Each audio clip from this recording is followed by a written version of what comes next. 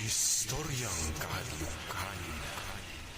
Bisaya Horror Stories.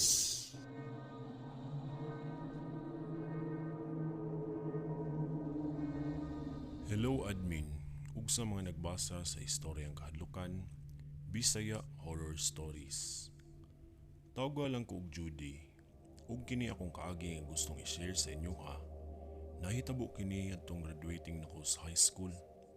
O kini nga experience, kauban ako nga ako ang mga classmates didto sa Osaka Retreat House.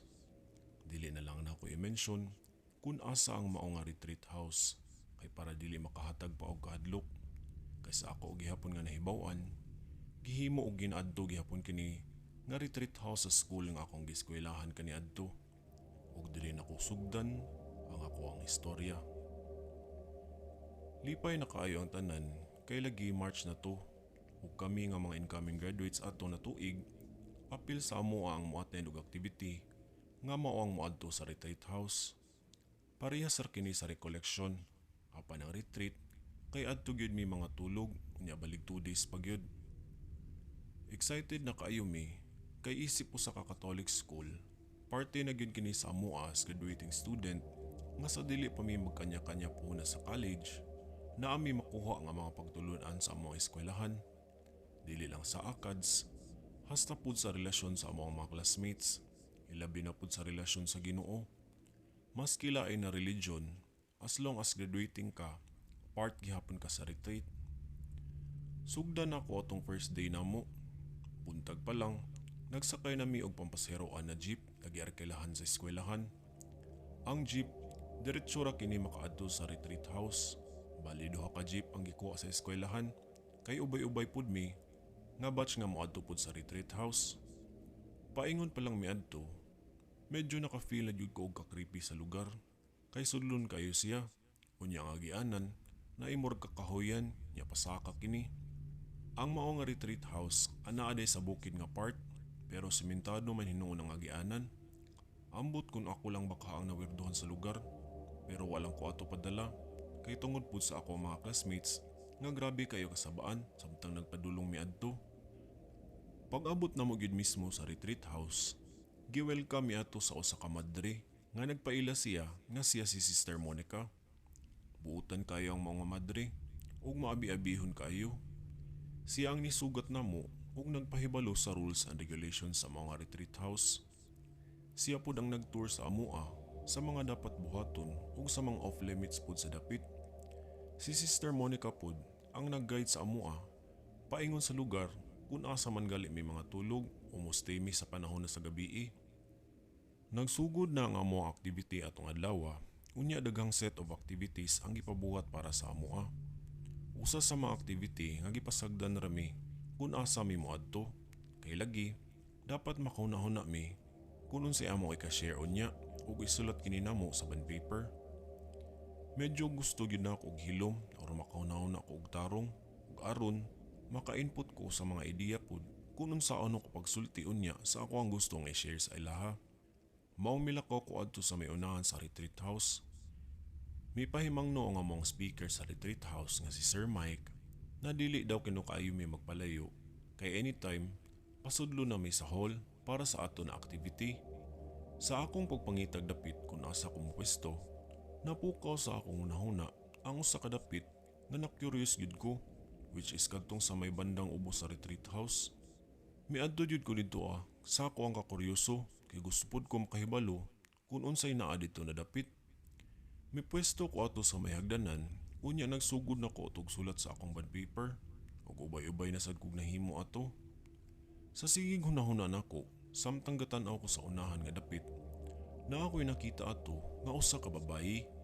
Mature na siya, mura bitaw siya og kaidaran sa ako ang mama, unya gatalikod ra kini ug gatan-aw sa view sa palibot.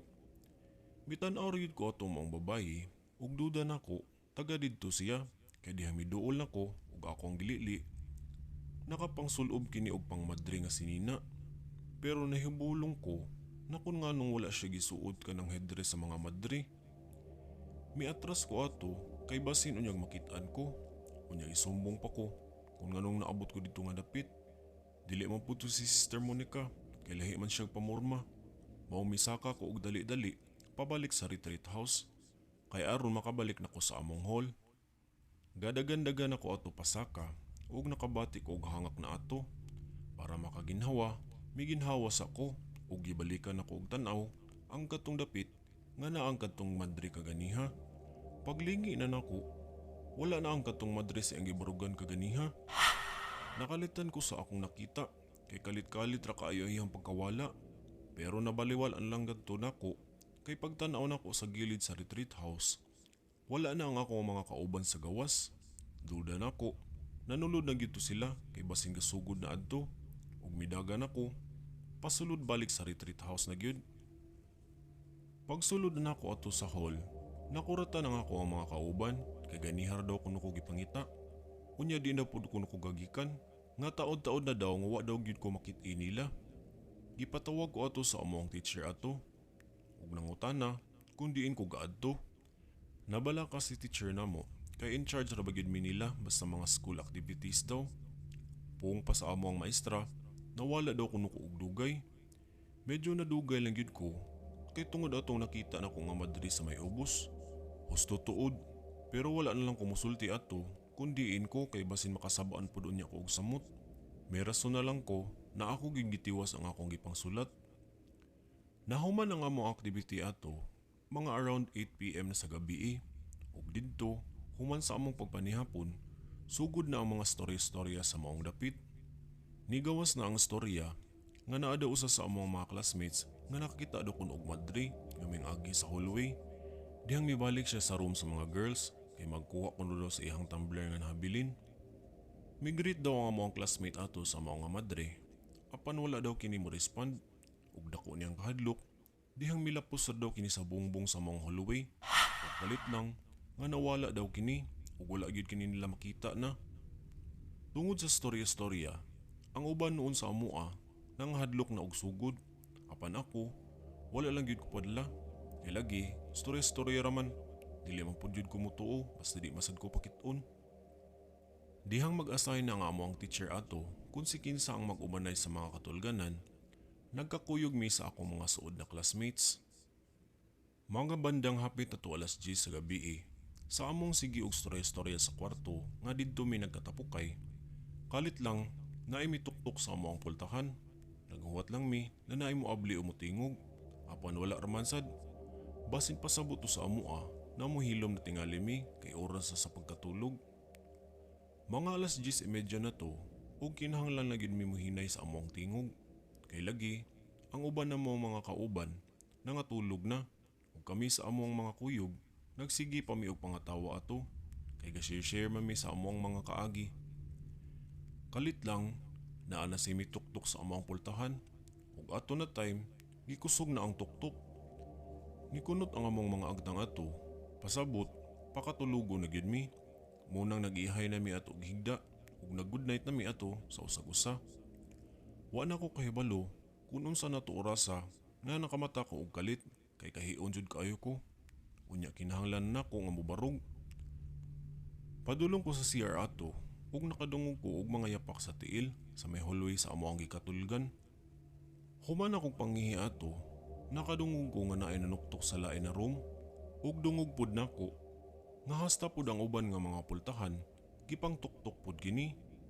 Medyo nawirduhan ako ato, nakadlaw naman ata tingali, pero ngunong naa pa may gatuktok ug mangingon atong orasa. Kalit lang, naay mitingog ug miingon nga, "Psst! Paghilom ko mo be." Bundak kaayo nga pagkaistorya, nga di man pud unta to among maestra, apan tingog kadto sa usa ka babayi. Ako nga nakapamati sa mao nga tingog. Gadali-dali dayon ko og balik sa hidaanan kay basin unyag maabilihan ko, unya maabdan pa ko nga nagmata.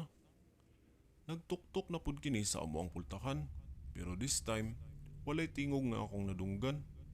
Ug ako, nagpiyong-piyong lang gyud ko ato sa akong mata.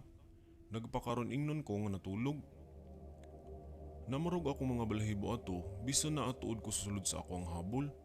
Kahinahinala lang na kun nganong naingon ato nga tingog. Ingon ato pagid orasa, nga gabi naman kaayo unta. Mao tong natulog ko pagbalik ug gaampo gyud ko nga unta mobuntag na. Hangtod sa nakatulog na gyud pud ko. Pagkaugma ni ana, samtang nag-breakfast mi, nigawas na ang storya-storya nga nakadungog ang uban pud sa among mga classmates sa mga pagtuktok gabi ug di lang day ako ang nakadungog sa tuktok, hasta pud ay sila. Ang mga nakadungog sa tuktok gabi medyo wala gyud tulog pagkaugma ni ana ug balisa kaayo tungod sa kahadlok. Naiusa na pud sa among mga classmates nga gipakitaan na pud ako og madre. Nakaitom daw kini og bestida. Unya, suko kayo og naong kay dugay daw kuno kaayo sila nangatulog tungod kay gasigi pa sila ato og storya-storya. Kalit lang daw kini nga may pakita sa bintana dito sa ilang gikatulgan nga kwarto ug galutaw kini sa may gawas nga bahin. Nakita gyud daw niya nga nagsaka ang sinina niini sa hangin hasta ang iyang tibuok daw nga lawas. Nagdunganay sila ato og tago ug dayong lukob na sa habol pagkahuman. Nangahadlok na hinuon ang uban sa amoa tungod sa gistorya sa ako ang classmate. Ug ako, wala lang gumustorya sa ako kay basin makadagdag niya hinuon og kahadlok namong tanan. Naulahi day ko ato pagkaligo pagkabuntag ni ana kay gipauna na ako ang kong mga kauban. Kay dili ko gusto nga naay magpadali-dali na kog pakaligo kay naay maghulat. Dihang ako anang turno nga maligo sulod sa CR. Didto jud ko nakasulay sa akong makahadlok na experience. Dihang pagpalong na ako sa gripo, nakadungog ko og footsteps sa sulod sa CR. Nakafeel pod ko na murag nag-inusara na lang ko sa CR kay ang ako mga kauban nag-ilis na sadto sa sulod sa kwarto namo. Medyo creepy lang gid kaayo kay gusto na unta na ako magbasa sa akong lawas. Pero og moaksyon akong bubo sa tubig gamit ang kabo, makadungog ko og mga sitsit sulod sa CR. Ako na lang giablihan ang gripo para mawala akong kahadlok. Ug pagkahuman, nagbasa na gyud dayon ko ato sa akong lawas. Human nga naligo nako, nigawas ko ato ug nagtutubrush ko sa may vanity area. Gatapis lang ko ato sa tuwalya nako. Ug kalit lang, nakadungog na sad ko sa footsteps.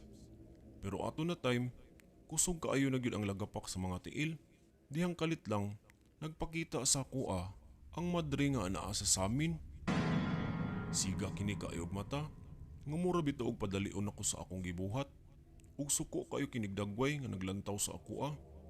Imbis na magtutbrush pa ko ato, wala na lang nako tiwasa kay nahadlok gid ko ato sa akong nakita sa samin. Duda nako na ang katong madre nga nagpakita mao pud to ang madre nga nakita nako sa may ubos nga bahin sa retreat house. Nagdagandagan ko ato sa kwarto ug didto nahibulong ako mga classmates kung nganong nga dali-dali daw ko. Mihilom na lang ko aron dili sila mga hadlok. Alibay na lang to nako nga gadali ko kay mag-breakfast pa mi. Human sa akong pag-ilis, didto gaabot na mitanan sa cafeteria sa mga retreat house ug nag-abot dayon ang mga istorya-storya na pud. Gihilom lang nako akong nakita para di na mo dagdag sa mga hadlok-hadlok. Ug diri na lang nako isulti sa inyo ha istoryang kahadlukan ang akong nadiskubre. Adlaw na to sa amo ang pagpamauli.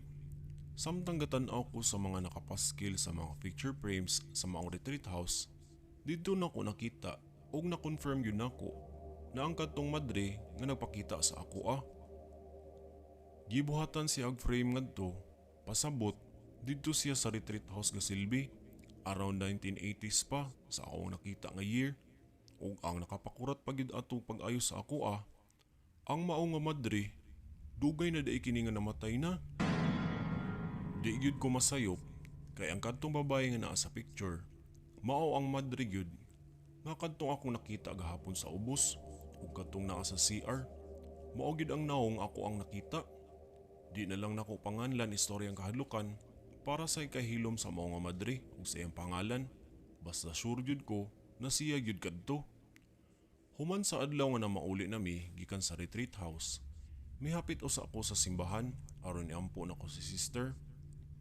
Iampo pod nako ang akong mga classmates na dili na pud sila magstorya-storya og mga kahadlukan ug gambalaon pa sa ilahang mga nakita adto.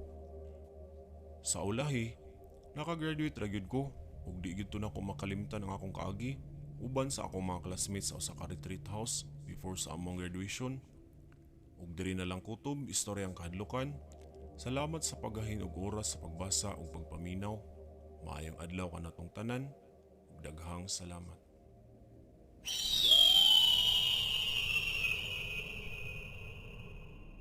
Mga kaistorya, good day, ug ako di ay si Sir K. Ug ako ang narrator likod sa istoryang kahadlukan, Bisaya Horror Stories. Nagustuhan ba ninyo ang atong storya karon? Comment down below. Ayaw kalimot sa pag-like, share, ug subscribe sa maong video. Maura to mga kaistorya, ug daghang salamat. Shout out time!